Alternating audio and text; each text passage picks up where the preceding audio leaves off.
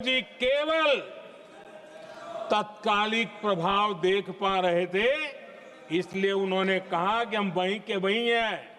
लेकिन सच्चाई ये कि इस एग्रीमेंट के कारण देश बहुत पिछड़ गया, देश बहुत पीछे चल गया और देश का बहुत नुकसान हुआ। हमारे किसानों को नुकसान हुआ, हमारी खेती को नुकसान हुआ। और नेहरू जी उस डिप्लोमेसी को जानते थे जिसमें किसान का कोई वजूद ही नहीं था। यह हाल करके रखा था उन्होंने। आदरणीय अध्यक्ष जी, पाकिस्तान आगे दशकों तक भारत के साथ युद्ध और छद्म युद्ध, प्रॉक्सी वॉर करता ही रहा।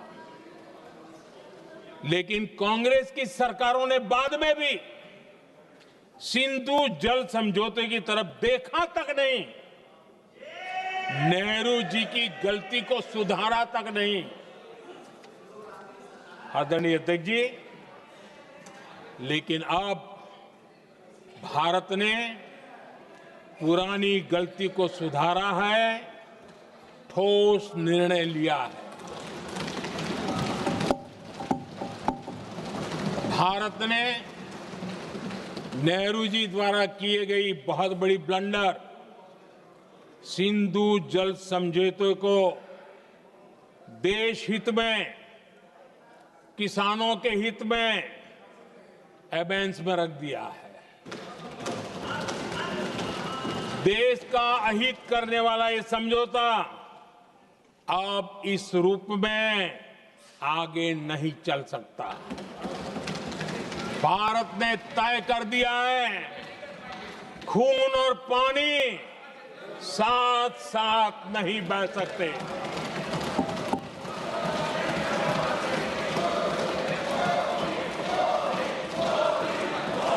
माननीय सदस्य, आप बहुत देर हो गई, आप उपनेता हैं, ये तरीका आप बैठे बैठे टोकते हैं। प्लीज, ये शोभा नहीं देता आपके लिए। बैठिए बैठिए बैठिए आदरणीय, शोभा नहीं देता आपका। अध्यक्ष जी, आप उपनेता, अपनी मर्यादा बना के रखें। चलिए बैठिए। वहां बैठे साथी आतंकवाद पर लंबी लंबी बातें करते हैं। जब ये सत्ता में था, जुड़े हुए हैं, जब इनको राज करने का अवसर मिला था, तब देश का हाल क्या है, क्या रहा था, वो आज भी देश भूला नहीं है। 2014 से पहले देश में असुरक्षा का जो माहौल था, अगर वो आज याद भी करे ना, तो लोग सिहर जाते हैं। आदरणीय अध्यक्ष जी, हम सबको याद है, जो नई पीढ़ी के बच्चे हैं उनको पता नहीं है, हम सबको पता है। हर जगह पर अनाउंसमेंट होता था, रेलवे स्टेशन पर जाओ, बस स्टैंड पर जाओ, एयरपोर्ट पर जाओ, बाजार में जाओ, मंदिर में जाओ, कहीं पर भी जाओ, जहां भी भीड़ होती है, कोई भी लावारिस चीज दिखे छूना मत, पुलिस को तुरंत जानकारी देना, वो बम हो सकता है।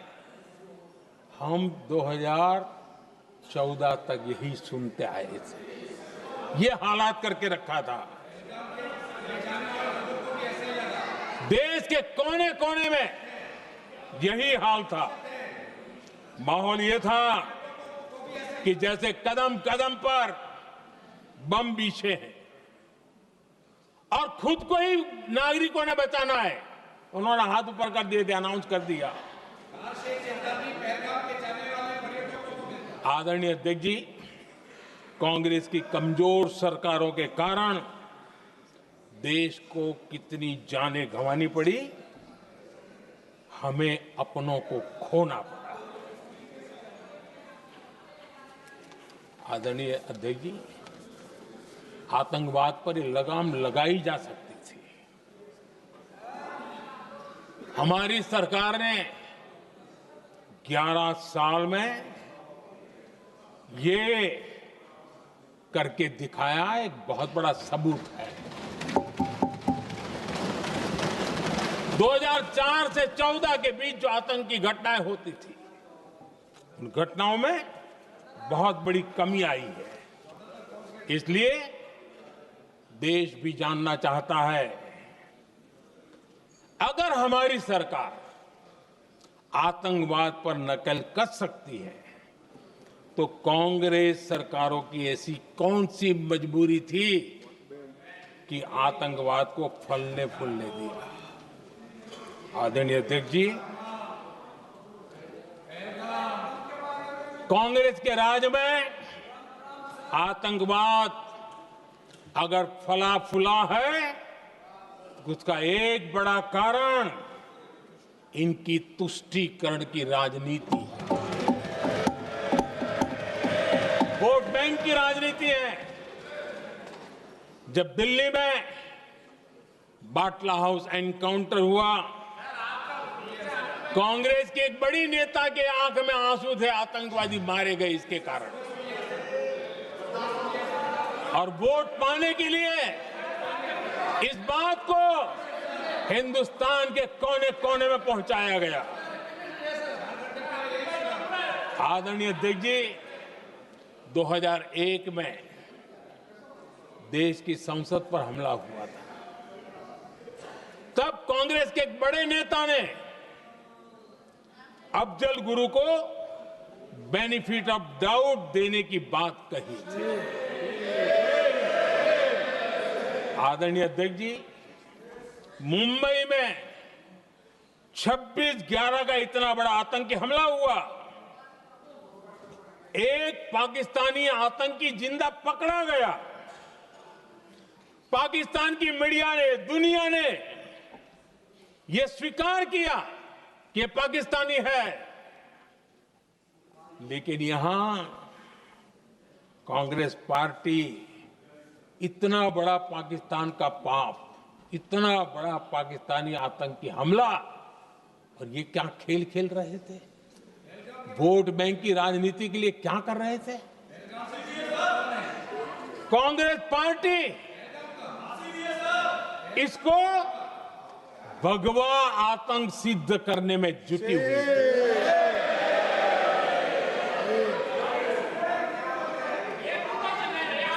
कांग्रेस दुनिया को हिंदू आतंकवाद की छड़ी बेचने में लगी हुई थी।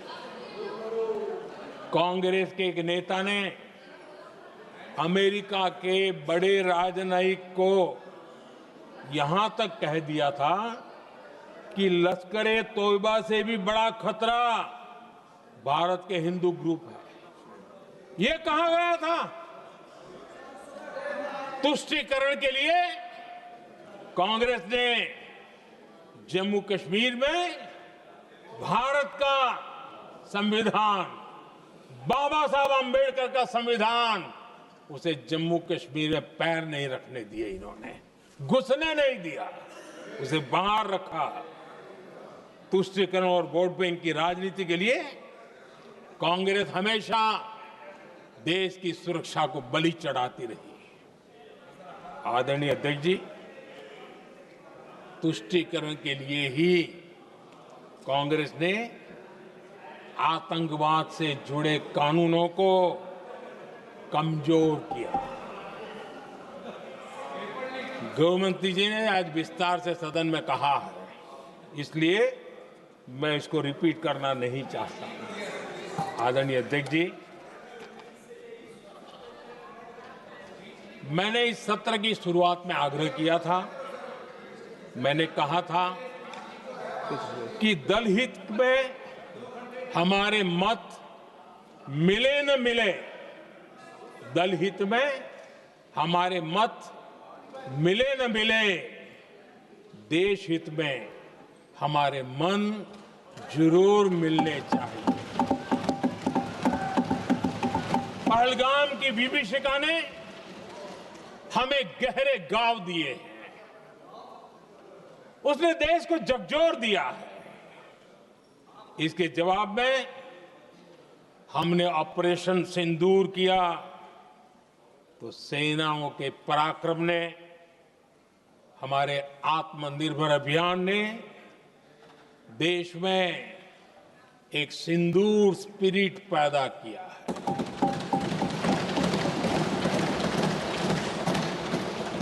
ये सिंदूर स्पिरिट हमने तब भी देखी जब दुनिया भर में हमारे प्रतिनिधि मंडल भारत की बात बताने गए। मैं उन सभी साथियों को बहुत बहुत बधाई देता हूं। आपने बहुत ही प्रभावी ढंग से भारत की बात डंके की चोट पर दुनिया के सामने रखी।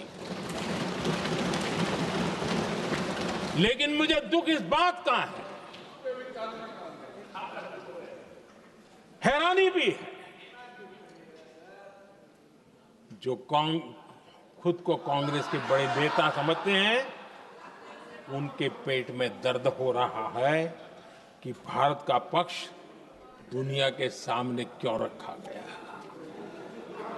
शायद कुछ नेताओं को सदन में बोलने पर भी पाबंदी लगा दी गई।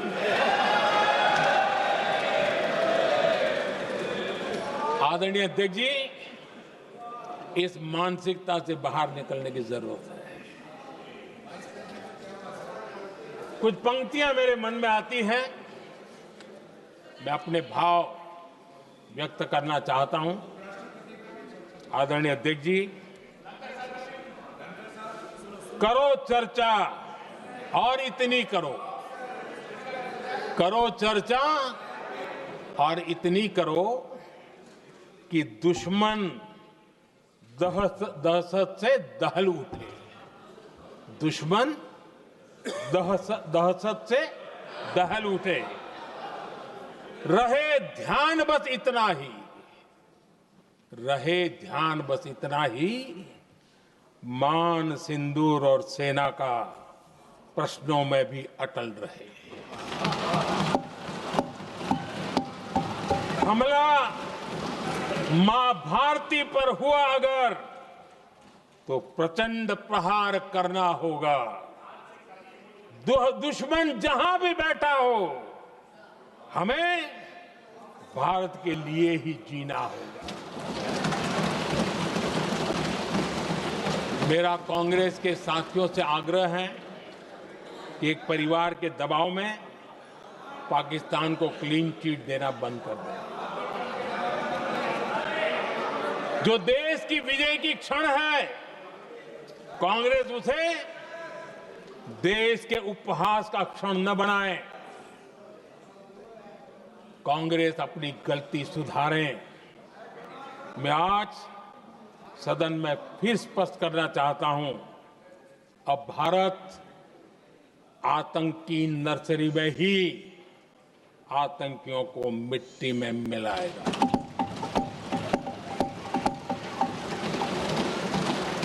हम पाकिस्तान को भारत के भविष्य खेलने नहीं देंगे।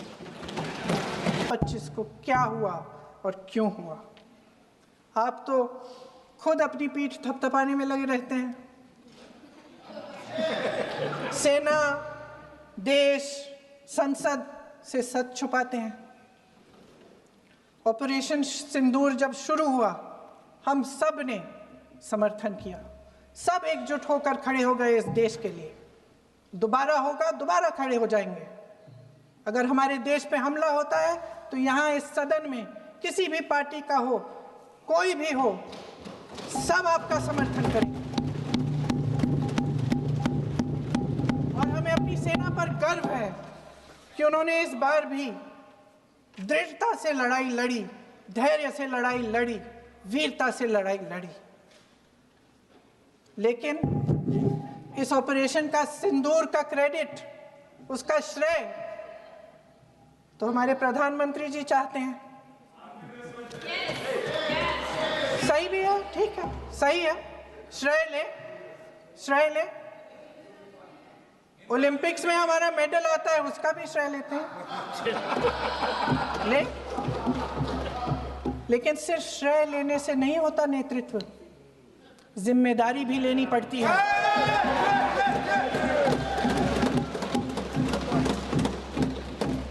देश के इतिहास में ये पहली बार हुआ,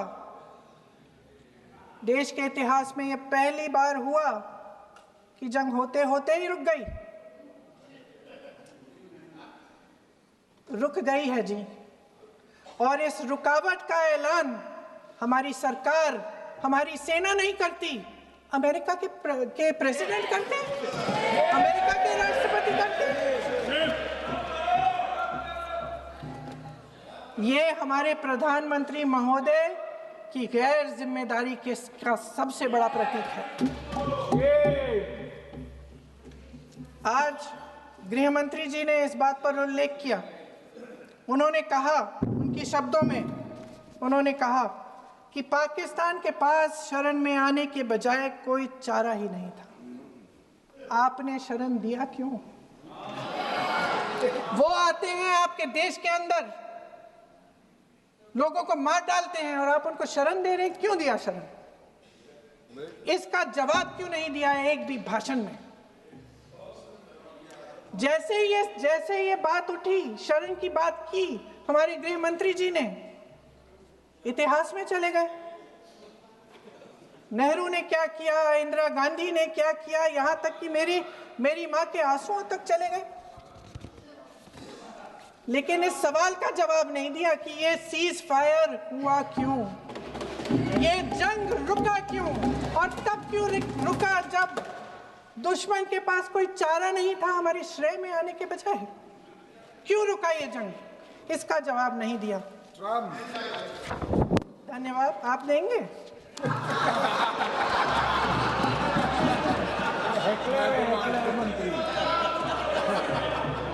देना भाई देना, आपको टाइम मिलेगा तो। टाइम नहीं मिलेगा आपको शायद। वैसे महोदय, मेरी माँ की आंसू की बात किए, मैं इसका जवाब देना चाहती हूँ। मेरी माँ के आंसू तब गिरे जब उनके पति को आतंकवादियों ने शहीद किया, जब वे मात्र 44 साल की थी। और आज अगर मैं इस सदन में खड़ी हूँ और उन 26 लोगों की बात कर रही हूँ, मैं इसलिए कर रही हूँ क्योंकि मैं उनका दर्द जानती हूँ, महसूस करती हूँ।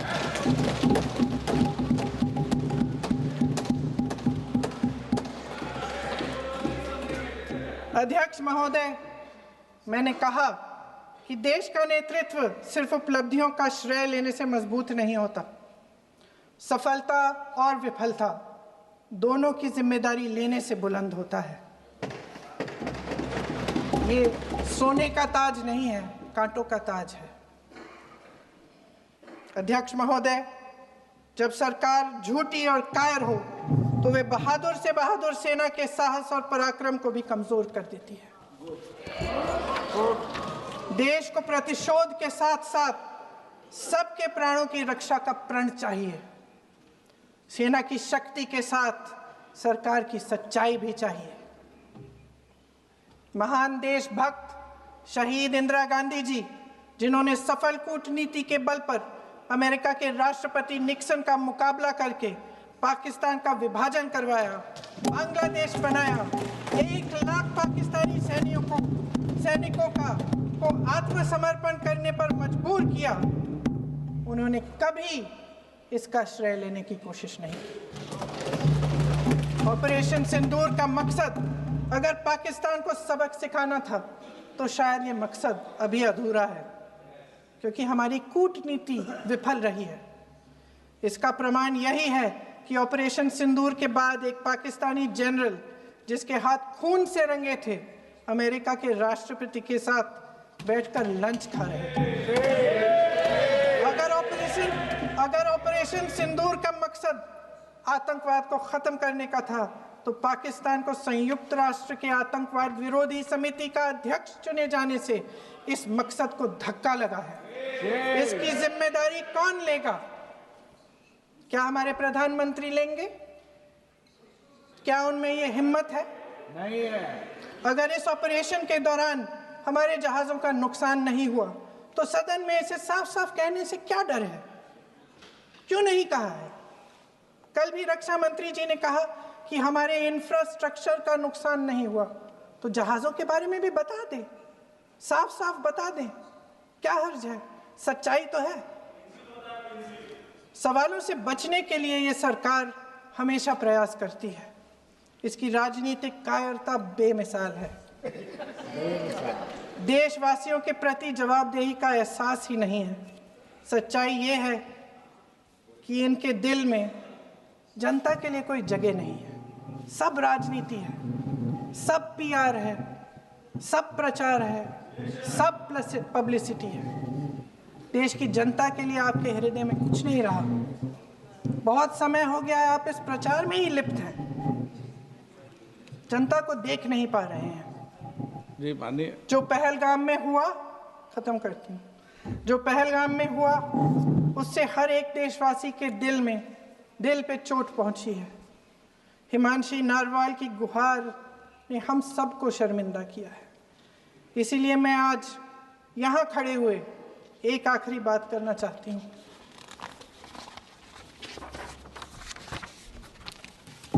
इस सदन में लगभग सभी के पास सुरक्षा है, सुरक्षा की व्यवस्था है। हम जहाँ भी जाते हैं हमारे साथ सुरक्षा कर्मी आते हैं। आपको भी मिल जाएगी, आप मंत्री बन जाएंगे, आपको भी मिल जाएगी।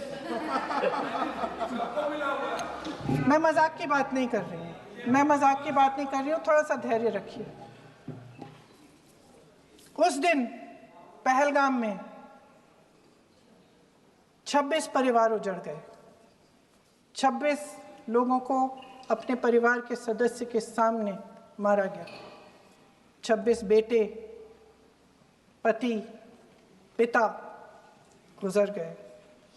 उनमें से 25 भारतीय। कराने का काम Shri Rahul Gandhi ji.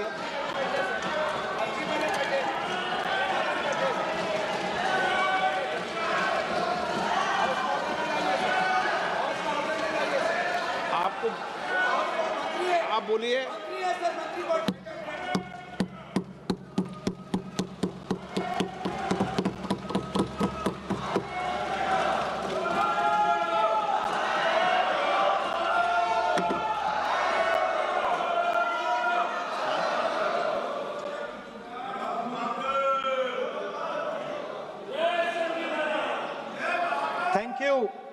Thank you, Speaker, sir, for letting me speak on a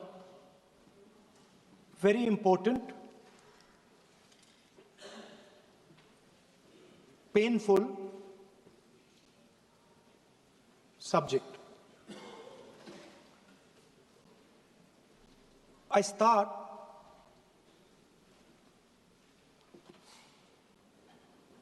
with the attack in Pahalgam.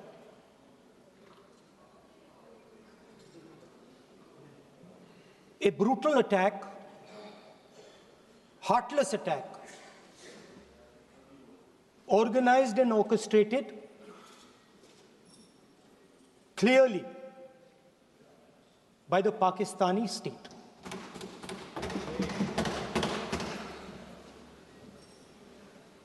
Merciless,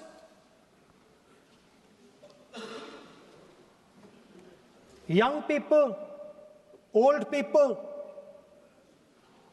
murdered in cold blood, mercilessly.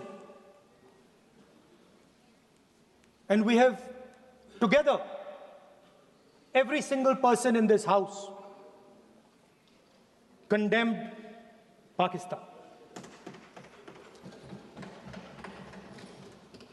The moment Operation Sindoor began, in fact, even before it began, the opposition committed itself, all the parties, that we will stand like a rock with the forces and with the government of India, with the elected government of India.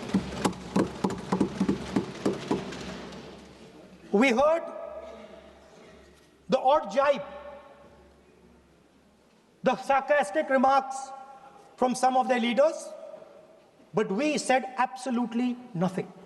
And this was something that was agreed among all the senior leadership of the India Alliance. And we are very proud that as an opposition, we stood united as we should have. Speaker sir, Pahalgam के बाद मैं करनाल में narwhal जी के घर गया। उनके बेटे navy में थे, वो सीआरपीएफ में थे। मुझे ऐसा लगा कि मैं अपने परिवार के साथ बैठा हूं। 2 घंटे में बैठा। उन्होंने अपने बेटे के फोटोग्राफिक एल्बम दिखाया मुझे, जब वो छोटा सा बच्चा था। उसके बारे में बताया, मजाक करता था, जोक्स करता था, और एक प्रकार से परिवार के बारे में मुझे बताया। 2 घंटे बात हुई। बहन ने कहा कि मैं दरवाजे की ओर देखती हूं, मेरा भाई नहीं आता है, कभी आता ही नहीं है और कभी नहीं आएगा।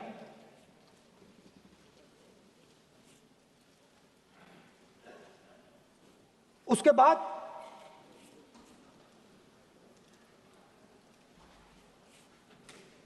यूपी में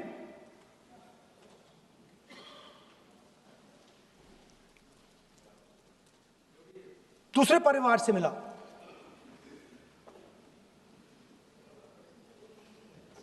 पति को बीबी के सामने, वो काउंटर पे कुछ खरीद रहा था, बीबी के सामने गोली मारी। दर्द होता है, हर हिंदुस्तानी को दुख होता है, दर्द होता है।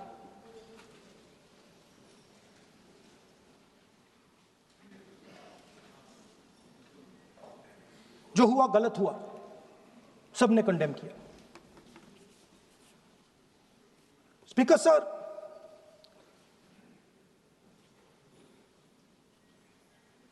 राजनीतिक काम करते हुए हम पूरे देश में जाते हैं, घूमते हैं, लोगों से मिलते हैं, दुख में, सुख में।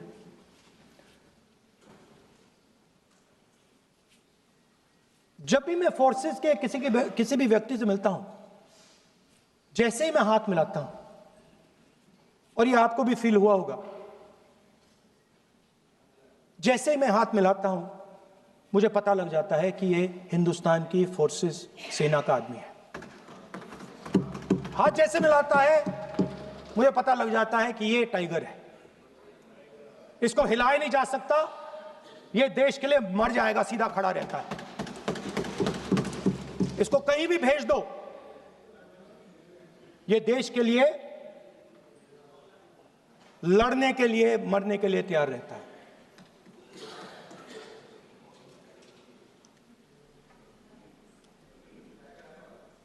सर, टाइगर को पूरी फ्रीडम देनी पड़ती है।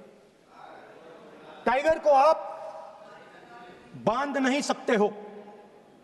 अगर आपने टाइगर से सच्चा काम लेना है, पूरा काम लेना है, तो आपको टाइगर को पूरी छूट देनी पड़ेगी। सर, 2 शब्द हैं, एक पॉलिटिकल विल और दूसरा फ्रीडम ऑफ ऑपरेशन। मतलब अगर आप हिंदुस्तान की सेना, एयरफोर्स, नेवी का प्रयोग करना चाहते हो, आपके पास सबसे पहले 100% पॉलिटिकल विल होनी चाहिए,